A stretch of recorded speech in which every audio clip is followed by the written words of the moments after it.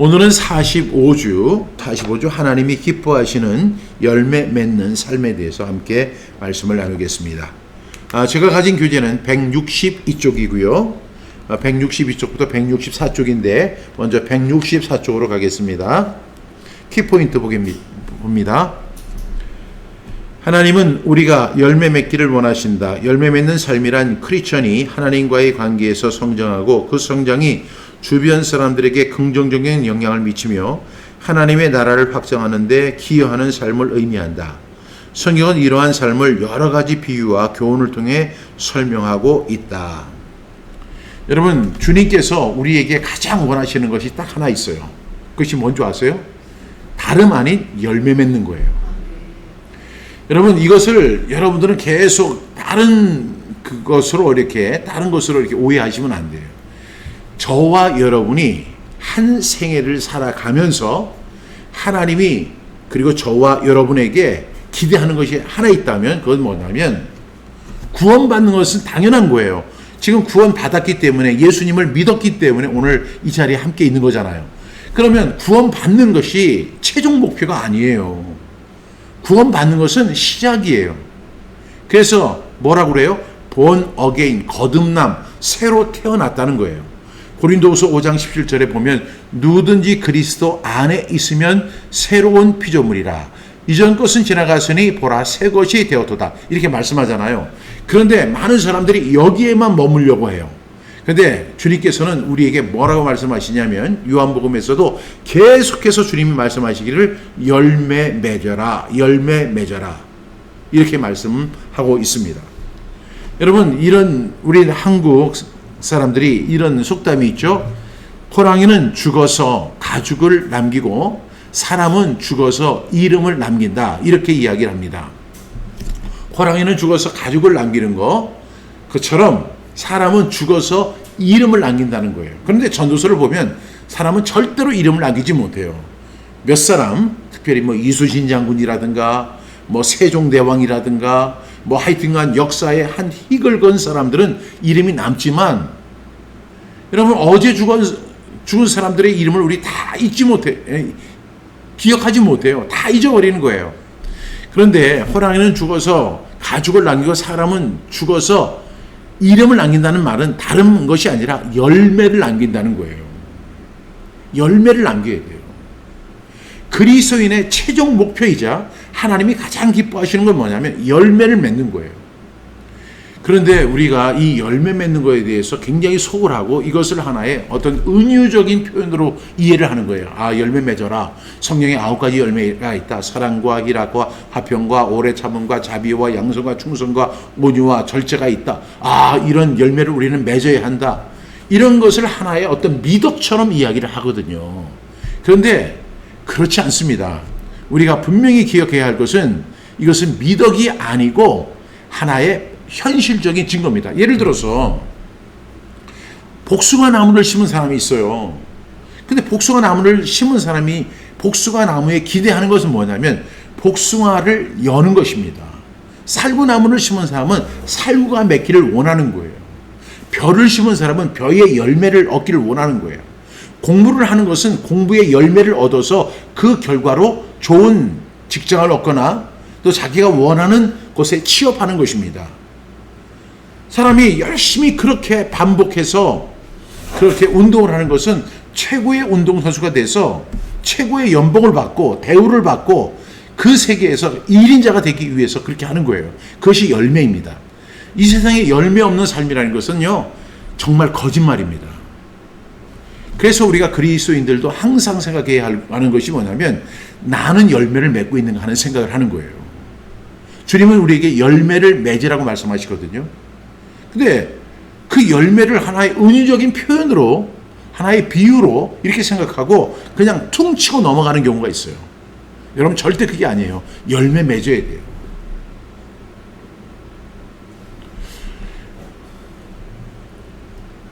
저의 벌써 이제 제가 3대째 목회자 집안인데 벌써 이제 1대, 2대, 3대 이렇게 해서 3대째 목회자들도 저희 형제들도 이제 거의 다 은퇴를 했습니다.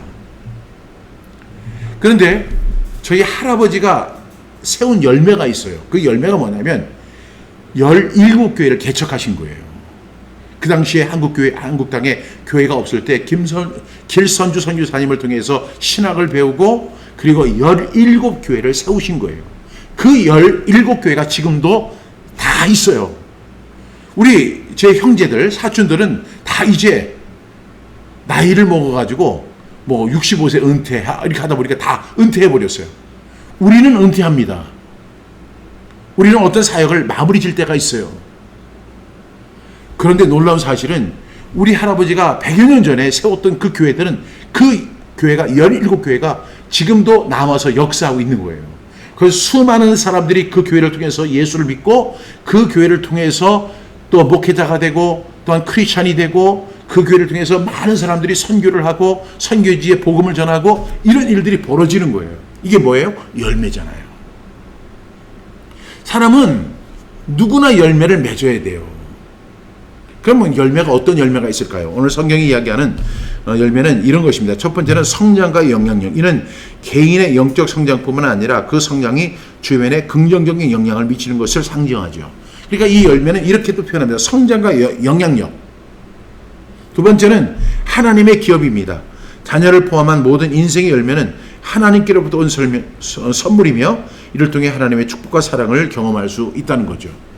우리가 결혼해서 자녀를 낳잖아요. 그것도 열매입니다.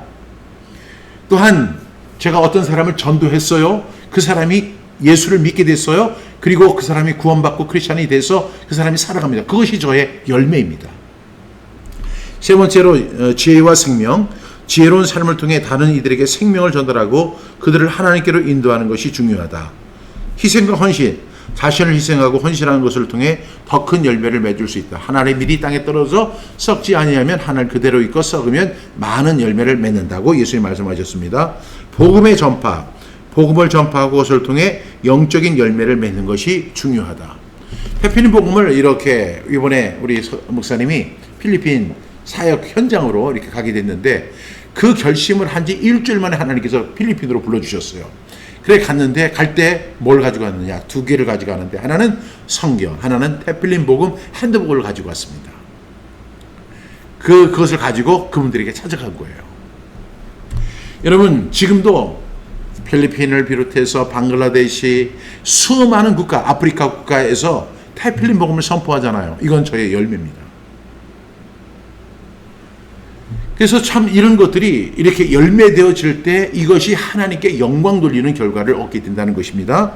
화평의 추구, 화평을 추구하고 이를 통해 의의 열매를 맺는 것이 중요하다.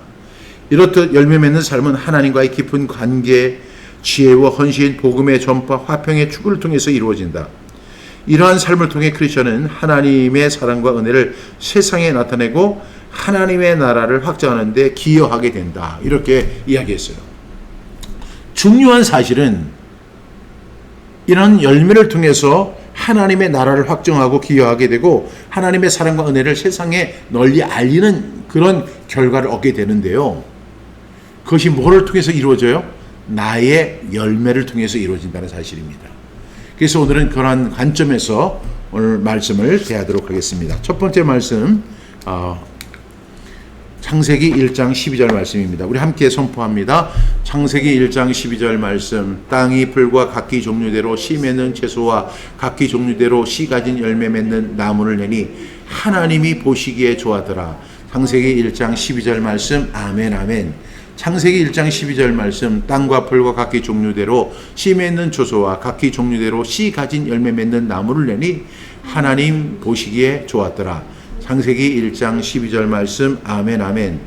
땅이 풀과 각기 종류대로 씨 맺는 채소와 각기 종류대로 씨 가진 열매 맺는 나무를 내니 하나님이 보시기에 좋았더라. 창세기 1장 12절 말씀. 아멘 아멘. 창세기 1장 12절 말씀.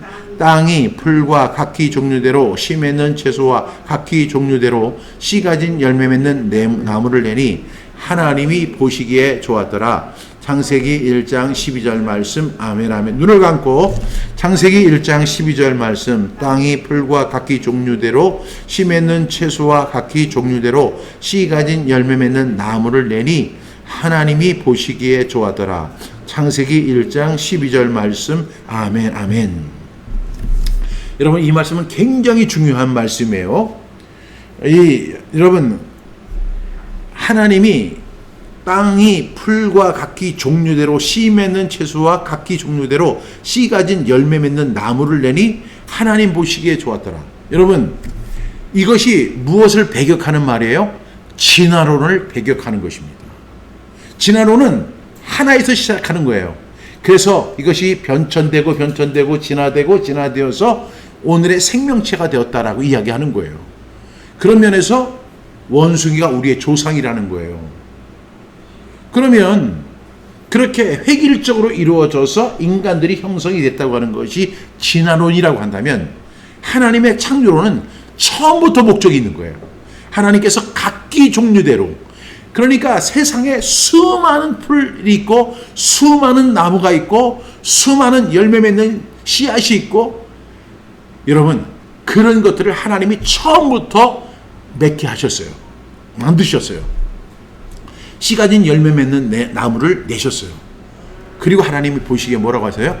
하나님이 보시기에 좋았더라는 거예요.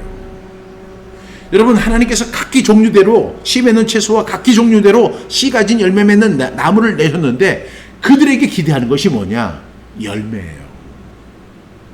열매를 맺기 위해서 하나님은 아주 각 종류대로 만드신 거예요. 그래서 사과나무는요, 복숭아를 같이 맺을 수가 없어요. 사과나무는 사과만 맺는 거예요. 복숭아나무는 복숭아만 맺는 거예요. 그리고 참외는 참외만 맺는 거예요. 수박은 수박만 맺는 거예요. 그리고 벼는 벼만 맺는 거예요. 그렇게 열매를 맺게 하시는 것이 하나님의 계획인 거예요. 그렇다면 우리에게도 하나님은 열매를 기대하시죠. 가장 불쌍한 삶은 뭐냐면 열매 없는 삶이에요. 여러분, 꼭 저와 여러분들이 하나님의 말씀을 통해서 열매 맺기를 간절히 축복합니다. 두 번째 말씀 보겠습니다. 두 번째 말씀은 시편 1편 3절 말씀입니다. 시편 1편 3절 말씀. 그는 시냇가에 심은 나무가 철을 따라 열매를 맺으며 그 잎사귀가 마르지 아니한 같으니 그가 하는 모든 일이 다 형통하리로다. 시편 1편 3절 말씀. 아멘, 아멘. 시편 1편 3절 말씀. 그런 시냇가에 심은 나무가 철을 따라 열매를 맺으며 그 잎사귀가 마르지 아니함 같으니 그가 하는 모든 일이 다 형통하리로다. 시편 1편 3절 말씀. 아멘, 아멘. 시편 1편 3절 말씀. 그런 시냇가에 심은 나무가 철을 따라 열매를 맺으며 그 잎사귀가 마르지 아니한 같으니 그가 하는 모든 일이 다 형통하리로다. 시편 1편 3절 말씀. 아멘, 아멘. 시편 1편 3절 말씀. 그런 시냇가에 심은 나무가 철을 따라 열매를 맺으며 그 잎사귀가 마르지 아니한 같으니 그가 하는 모든 일이 다 형통하리로다. 시편 1편 3절 말씀. 아멘, 아멘. 눈을 감고 시편 1편 3절 말씀. 그는 시냇가에 심은 나무가 철을 따라 열매를 맺으며 그 잎사귀가 마르지 아니한 같으니 그가 하는 모든 일이 다 형통하리로다. 시편 1편 3절 말씀. 아멘, 아멘. 이 말씀은요, 복 있는 사람을 시적인 이미지로 묘사하는 장면이죠. 복 있는 사람은 어떤 사람이죠? 하나님의 말씀을 즐거워하고 그 말씀을 주야로 묵상하는 사람이에요. 그런데 그 결과로 얻어지는 게 뭐냐? 그는 시냇가에 심은 나무처럼 철을 따라 무엇을 맺는다? 열매를 맺는다는 거예요. 여러분, 성경 암송하는 사람들에게서 기대되는 것이 뭐예요? 열매입니다. 여러분, 시냇가에 심은 나무가 열매를 맺는 이유는 뭐냐면 지속적인 공급과 안정된 뿌리에 있습니다. 그렇잖아요. 하나님의 말씀을 항상 지속적인 공급을 하는 거죠. 그래서 우리가 하루에 100절을 암송하는 것도 좋지만은 하루에 한 절씩 암송해서 1년 365일 암송하는 것이 1년 내내 하나님과 동행하는 방법입니다. 여러분, 그런 사람, 하나님의 말씀을 즐거워하고 그의 말씀을 밤낮으로 즐거워하는 그 사람은 어떤 사람이냐? 시냇가에 심은 나무가 철을 따라 열매를 맺는 사람 같다. 그것을 현실적으로 이야기하는데, 그것은 뭐냐면 그가 하는 모든 일이 다 형통한 거예요. 왜? 하나님의 말씀을 주려고 하고 그 말씀을 밤낮으로 묵상했더니 그가 하는 모든 일이 다 형통하더라는 것이죠. 여러분, 이것이 바로 열매 맺는 삶인 줄로 믿습니다. 말씀을 통한 열매 맺는 것. 이러한 삶이 저와 여러분의 삶 속에 충만히 일어나기를 축복합니다. 세 번째 말씀입니다. 시편 127편 3절 말씀. 보라, 자식들은 여호와의 기업이요 태의 열매는 그의 상급이로다. 시편 127편 3절 말씀. 아멘 아멘. 시편 127편 3절 말씀. 보라, 자식들은 여호와의 기업이요 태의 열매는 그의 상급이로다. 시편 127편 3절 말씀. 아멘 아멘. 시편 127편 3절 말씀. 보라, 자식들은 여호와의 기업이요 태의 열매는 그의 상급이로다. 시편 127편 3절 말씀. 아멘 아멘. 시편 127편 3절 말씀. 보라, 자식들은 여호와의 기업이요 태의 열매는 그의 상급이로다. 시편 127편 3절 말씀. 아멘 아멘. 시편 127편 3절 말씀. 보라, 자식들은 여호와의 기업이요 태의 열매는 그의 상급이로다. 시편 127편 3절 말씀. 아멘 아멘. 눈을 감고 시편 127편 3절 말씀. 보라, 자식들은 태의 열매는 그의 상급이로다. 시편 127편 3절 말씀. 아멘 아멘. 여러분, 여기서 보라, 자식들은 여호와의 기업이요 그랬잖아요. 자식은 하나님의 소유이자 유산입니다. 여기서 기업이라고 하는 말은 헤리테이지라는 단어를 쓰는데 구약 성경에서 매우 아주 특별한 단어입니다. 이것은 뭐냐면 땅, 제사장, 즉 이스라엘 민족 등을 가리킬 때 사용이 되고 하나님의 의도와 계획이 담긴 하늘의 유산을 가리킬 때 이것을 여호와의 기업이다 이렇게 이야기합니다. 그 다음에 두 번째 말씀, 태의 열매는 그의 상급이로다. 그러면서 이야기하기를 생명의 탄생은 하나님의 보상이다. 이 태의 열매는 단순한 생물학적 출산을 넘어서 하나님의 축복 가운데 맺어진 결실을 의미하는 거예요. 왜 결혼을 하죠? 이 하나님의 상급을 누리기 위해서 그렇습니다. 그래서 결혼하여 자식을 낳는 것이 굉장히 아름다운 것이에요. 그런데 지금 세상 사람들은 뭐라고 하냐면, 야, 결혼을 하긴 했대. 자식 낳지 마. 자식 낳아서 키우는 게 얼마나 힘든데. 그리고 그 자식이 한테서 뭘 기대하지 마. 굉장히 현실적인 이야기 같아요. 그래서 정말로 젊은 부부들은 자식을 안 낳으려고 그래요. 또 어떤 사람들은 자식을 낳으려고 그렇게 하는데 예전에는 뭐 7도 낳고 8도 낳고 9도 낳고 막 그랬잖아요. 근데 지금은 하나를 낳는 것도 그렇게 힘들어하는 그런 현실에 있습니다. 그런 그 상황을 놓고 볼 때 보라, 자식들은 여호와의 기업이요 태의 열매는 그의 상급이다. 이 말씀이 진리라는 것을 여러분들이 꼭 기억할 수 있기를 바랍니다. 이게 진리예요. 세상의 이야기가 진리가 아니에요. 아우, 부부들이 막 하면서 자식 안 낳을래요. 걔 키우는 게 얼마나 힘든데요. 내 인생도 있는데 내가 자식 키우느라고 내 인생을 다 소모할 수는 없어요. 그게 뭐예요? Me generation, 자기 중심 세대를 살아가는 거예요. 여러분, 이건 성경의 묘사가 아니에요. 성경은 뭐라고 그래요? 보라, 자식들은 여호와의 기업이요 태의 열매는 그의 상급이로다. 꼭 기억할 수 있기를 바랍니다. 다음 말씀 보겠습니다. 잠언 11장 3절 30절 말씀. 의인의 열매는 생명나무라 지혜로운 자는 사람을 얻느니라. 잠언 11장 30절 말씀. 아멘 아멘. 잠언 11장 30절 말씀. 의인의 열매는 생명나무라 지혜로운 자는 사람을 얻느니라. 잠언 11장 30절 말씀. 아멘 아멘. 잠언 11장 30절 말씀. 의인의 열매는 생명나무라 지혜로운 자는 사람을 얻느니라. 잠언 11장 30절 말씀. 아멘 아멘. 잠언 11장 30절 말씀. 의인의 열매는 생명나무라 지혜로운 자는 사람을 얻느니라. 잠언 11장 30절 말씀. 아멘 아멘. 눈을 감고 잠언 11장 30절 말씀. 의인의 열매는 생명나무라 지혜로운 자는 사람을 얻느니라. 아멘. 여러분 여기서 생명나무가 무엇을 의미할까요? 의인의 열매는 생명나무라 이렇게 이야기했는데 생명나무가 무엇일까요? 이 말씀에 대해서 여러 해석들이 구구합니다. 그런데 생명나무는 어디에 나오느냐면 두 군데 나와요. 성경에 보면 물론 잠언 이 말씀에도 나오지만 제일 먼저 창세기에 나오죠. 그 다음에 또 어디에 나오죠? 요한계시록에 나옵니다. 이 생명나무는 하나님의 생명과 회복, 영원한 축복을 의미하는 것이 생명나무입니다. 따라서 의인의 삶에서 나오는 열매는 단순히 좋은 열매가 아니라 다른 사람을 살리고 세우는 생명의 열매라는 것이죠.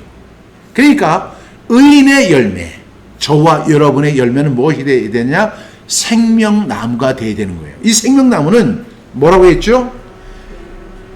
의인의 삶에서 나오는 열매인데 단순히 그냥 좋은 열매 맺는 것이 아니라 다른 사람들을 어떻게 한다? 살리고 세우는 생명의 열매라는 거예요.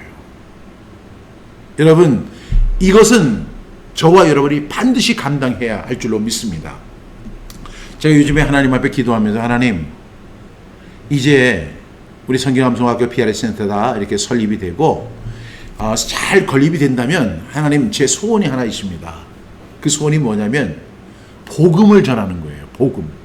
복음을 전해서 그 사람이 어떻게 해야 되느냐? 자신이 죄인임을 깨닫고 예수 그리스도를 나의 구세주로 받아들이는 동시에 나의 주인으로 받아들여서 나의 모든 것 다 변하고 그 피로 속죄함 받았네. 그렇게 찬송하면서 이제는 죄인으로 살아가는 것이 아니라 의인으로 살아가면서 이제는 어둠이더니 이제는 빛입니다라고 고백하며 살아가는 그 사람을 세우는 거예요. 그 사람을 살리는 거죠. 저는 이것이 생명나무라고 믿습니다. 의인의 열매는 생명나무예요. 다시 말하면 그 사람에게 생명을 전달해 주는 거죠. 내가 생명을 주는 게 아니라 하나님의 생명을 그에게 주는 거죠. 그래서 그 사람이 예수님을 영접하게 하고, 여러분 이러한 일들이 꼭 있었으면 좋겠어요. 여러분 예전에는요 정말로 이렇게 예배가 끝나고 나면 구원 초청이 있고 복음으로 초청이 있었어요. 근데 지금은요 복음이 사라졌어요.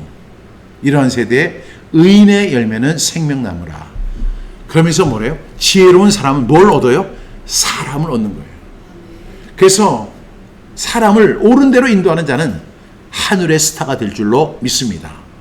의인의 열매는 생명나무라. 이 말씀 우리 꼭 기억하고 암송할 수 있기를 바랍니다. 다음 말씀은 요한복음 12장 24절 말씀입니다. 시작. 요한복음 12장 24절 말씀. 내가 진실로 진실로 너희에게 이르노니 한 알의 밀이 땅에 떨어져 죽지 아니하면 한 알 그대로 있고 죽으면 많은 열매를 맺느니라. 요한복음 12장 24절 말씀. 아멘 아멘. 요한복음 12장 24절 말씀. 내가 진실로 진실로 너희에게 이르노니 한 알의 밀이 땅에 떨어져 죽지 아니하면 한 알 그대로 있고 죽으면 많은 열매를 맺느니라. 요한복음 12장 24절 말씀. 아멘 아멘. 요한복음 12장 24절 말씀. 내가 진실로 진실로 너희에게 이르노니 한 알의 밀이 땅에 떨어져 죽지 아니하면 한 알 그대로 있고 죽으면 많은 열매를 맺느니라. 요한복음 12장 24절 말씀. 아멘 아멘. 요한복음 12장 24절 말씀. 내가 진실로 진실로 너희에게 이르노니 한 알의 밀이 땅에 떨어져 죽지 아니하면 한 알 그대로 있고 죽으면 많은 열매를 맺느니라. 요한복음 12장 24절 말씀. 아멘 아멘. 요한복음 12장 24절 말씀. 눈을 감고 내가 진실로 진실로 너희에게 이르노니 한 알의 밀이 땅에 떨어져 죽지 아니하면 한 알 그대로 있고 죽으면 많은 열매를 맺느니라. 요한복음 12장 24절 말씀. 아멘 아멘. 예수님이 오늘 이렇게 말씀하세요. 내가 진실로 진실로 너희에게 이르노니. 예수님은 이런 중요한 말씀을 하실 때 꼭 내가 진실로 진실로 너희에게 이르노니. 이것이 헬라어로는 아멘 아멘입니다. 예수님께서 아멘 아멘 너희에게 이르노니 이렇게 말씀하시는 거예요. 아멘 아멘, 진실로 그러하다 진실로 그러하다. 예수님은 2번을 반복하세요. 그래서 우리가 태필린 복음을 선포하고 나서 아멘을 몇 번 하죠? 2번 하죠. 왜 2번을 하느냐? 진실로 그러합니다. 한 번만으로 부족해요. 예수님도 정말로 중요한 하나님의 말씀에는 내가 진실로 아멘 아멘 이렇게 말씀하셨기 때문입니다. 여러분, 2번째로 우리가 한 알의 밀이 땅에 떨어져 죽지 아니하면 한 알 그대로 있다라고 이렇게 말씀합니다. 여러분, 이것은 생명을 위한 조건인데 죽지 아니하면 우리는 열매를 맺을 수 없다는 거예요. 우리가 이런 말을 참 듣기가 좋지 않습니다. 너 죽어 이렇게 이야기하면 그 말이 그렇게 어감이 좋지 않죠. 왜냐하면 우리는 죽음을 가장 두려워하고 죽음을 우리는 피하고 싶어 하거든요. 그런데 성경은 우리에게 계속 죽으라고 이야기해요. 제가 사랑하는 말씀 가운데 여러분들도 사랑하시지만 내가 그리스도와 함께 십자가에 못 박혔나니, 이건 뭐예요? 내가 십자가에서 죽는다는 거예요. 죽으라는 거죠. 근데 이 죽으면 우리가 열매를 맺는데 죽지 아니하면 열매를 맺지 못한다는 것을 예수님 말씀하셨어요. 다시 말씀드리면 이 말씀은 십자가를 깊이, 십자가의 길만이 열매 맺는 길이라는 것입니다. 생명을 살리는 진정한 열매는 죽음을 두려워하지 않는 희생에서 나오는 거죠. 그래서 우리는 어떻게 해요? 죽어야 돼요. 죽어야 열매를 맺는 거예요. 여러분, 어떤 열매를 맺을 때 그 열매를 맺기 위한 필수 조건이 뭐냐? 내가 죽어야 한다. 여러분, 이 말이 참 듣기는 어려운 말이긴 하지만 이것은 진리예요. 그래서 여러분들이 어떻게 해야 돼요? 듣고 마음판에 새겨야 될 줄로 믿습니다. 다음 말씀 보겠습니다. 잠언 11장 30절 말씀. 의인의 열매. 네, 골로새서 1장 16절 말씀. 이 복음이 이미 너희에게 이르매 너희가 듣고 참으로 하나님의 은혜를 깨달은 날부터 너희 중에서와 같이 또한 온 천하에서도 열매를 맺어 자라는도다. 골로새서 1장 6절 말씀. 아멘 아멘.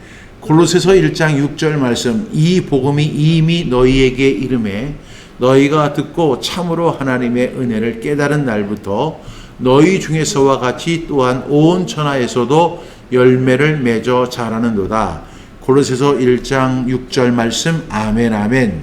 골로새서 1장 6절 말씀. 이 복음이 이미 너희에게 이르매 너희가 듣고 참으로 하나님의 은혜를 깨달은 날부터 너희 중에서와 같이 또한 온 천하에서도 열매를 맺어 자라는도다.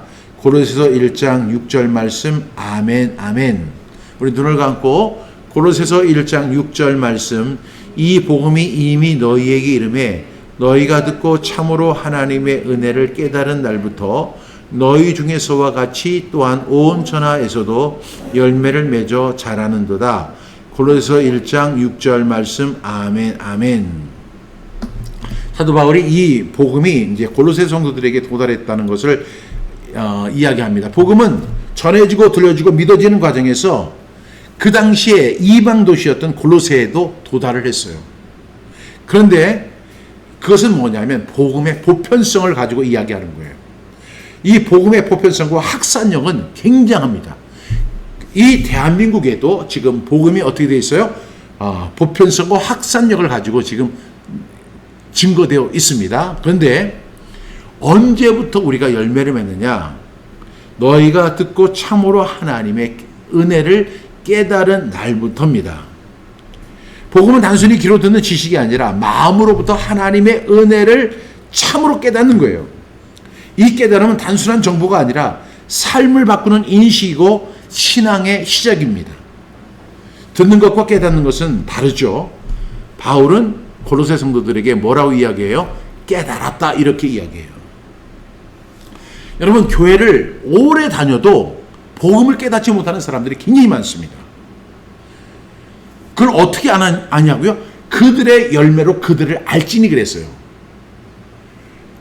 여러분, 그 복음을 깨달은 사람, 구원받은 사람, 진리를 아는 사람, 거듭난 사람, 고린도후서 5장 17절의 말씀같이 새로운 피조물이 된 사람은요, 달라요. 열매가 달라요. 그 사람은 어떤 과정을 통해서 이루어지느냐? 복음은 지금도 계속 전파되고 있어요. 복음은 지금도 확산되고 있고 전파되고 있고 보편적으로 모든 사람에게 임할 수 있어요. 그런데 그 말씀을 듣고 깨달은 거예요. 근데 교회를 10년을 다녀도 깨닫지 못하고 구원받지 못하는 사람들이 있다는 것을 예수님 말씀하고 계세요. 그래서 예수님은 말씀하십니다. 천국에 들어가는 것이 마치 낙타가 바늘기로 들어가는 것만큼 어려운 일이다, 이렇게 이야기하시는 거예요. 구원받는 것이 굉장히 어려운 것입니다. 이것은 완전히 내 개인적으로 이야기를 한다면 어떻게 되냐면 완전히 180도가 달라지는 사건이에요. 왜냐하면 내가 주인이었던 나 자신이 이제는 내가 주인이 아니라 예수님이 내 주인이 되는 거예요. 그리고 이제는 나는 육으로 죽고 이제 영으로 새로 산 거예요. 이 놀라운 변혁점이 언제 이루어지느냐? 너희가 듣고 참으로 하나님의 은혜를 깨달은 날부터. 그 다음에 뭐가 나와죠? 너희 중에서와 같이 그 사람들, 그리고 또 그런 사람들 속에서 온 천하에서도 열매를 맺어 자라는 거예요. 중요한 건 뭐죠? 우리가 하나님의 은혜를 깨달은 날부터예요. 하나님의 은혜를 깨달은 날부터 우리가 그때부터 열매 맺기 시작한다는 거예요. 그래서 우리는 너희가 믿음에 있는가 너희 자신을 시험하고 확증하라고 말씀하고 있어요. 나 교회 다니니까 나 구원받은 거야. 나는 어렸을 때부터 모태 신앙이니까 구원받은 거야. 그리고 나는 주일 예배 참석하고 세상 사람들과 같이 그렇게 살지 않으니까 난 구원받은 거야. 그건 절대로 구원을 표현하는 묘사가 아니에요.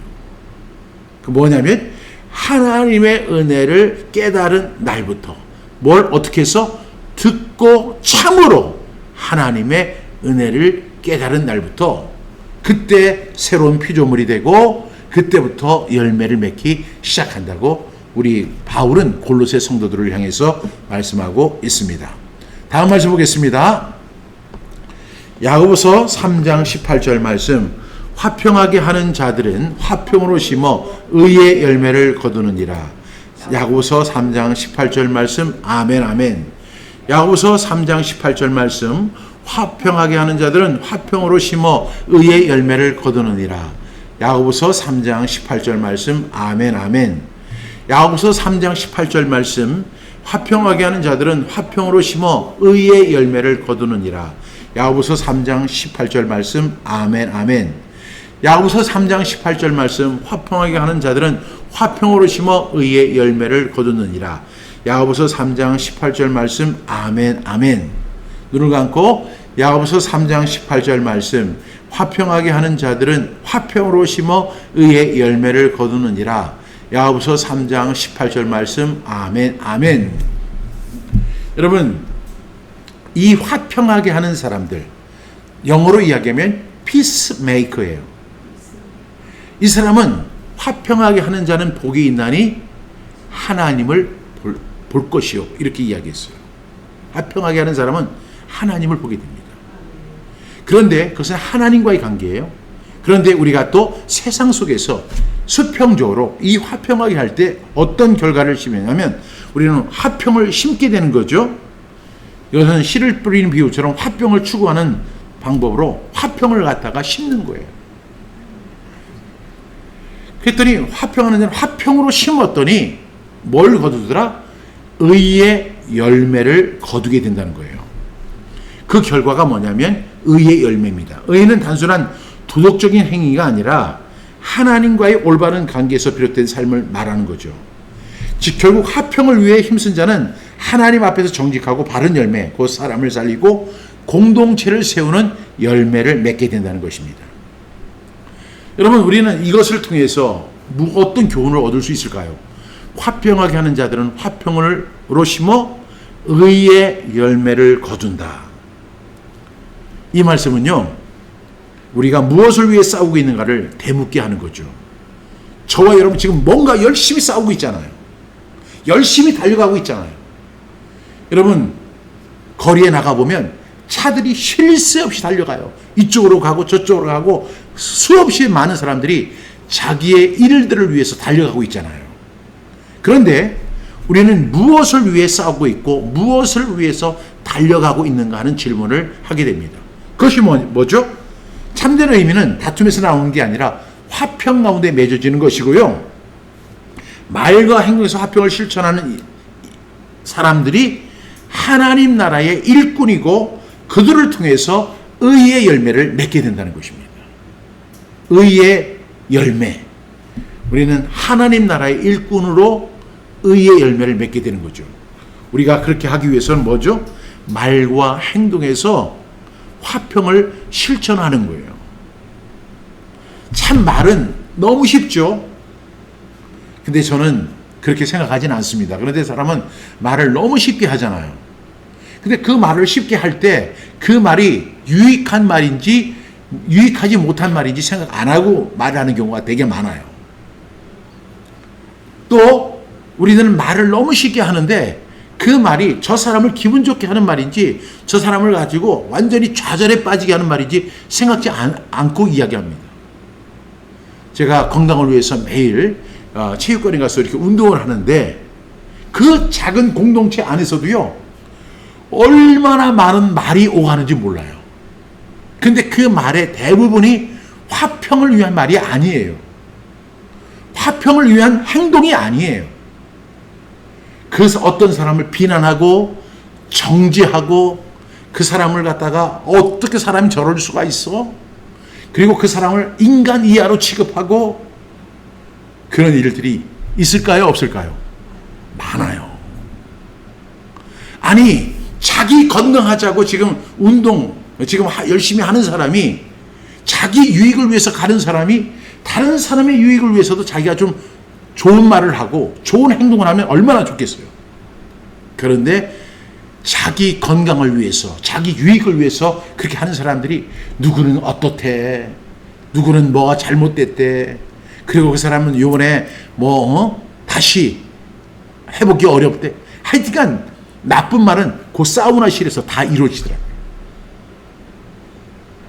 여러분, 그런 일들은 남자들보다 여자들이 훨씬 심합니다. 그래서 여자들은 말을 잘하는 대신에 더 조심하셔야 돼요.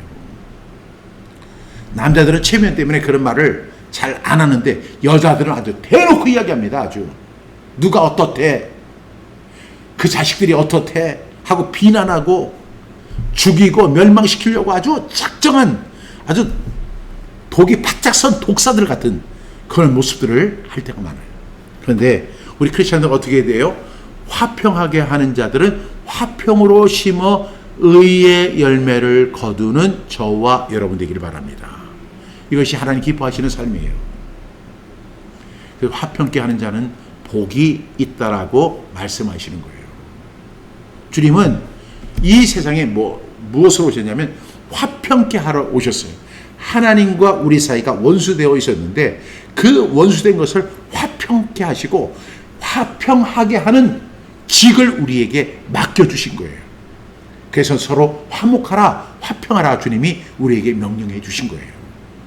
이 명령 통해서 이 명령을 실천함으로 인해서 저와 여러분들이 의의 열매를 맺기를 주님의 이름으로 축복합니다. 오늘 우리 7절 말씀 함께 암송했는데 열매는 다양한 열매들이 있습니다. 우리는 그 열매들 중에 반드시 우리의 삶 자체가 열매 맺는 삶이 되어야 될 줄로 믿습니다. 그래서 정말 하나님 앞에 섰을 때 하나님은 열매로 우리를 판단하실 거예요. 그 열매 앞에 우리가 당당하고 아름답고 선한 영향력, 사람들을 세워주고 도와주고 살리는 그런 생명의 열매를 맺는 생명나무 되시기를 바라고 의의 열매를 맺는 저와 여러분 다 되기를 주님의 이름으로 축복합니다. 기도하겠습니다. 하나님 아버지, 하나님의 은혜와 사랑에 감사합니다.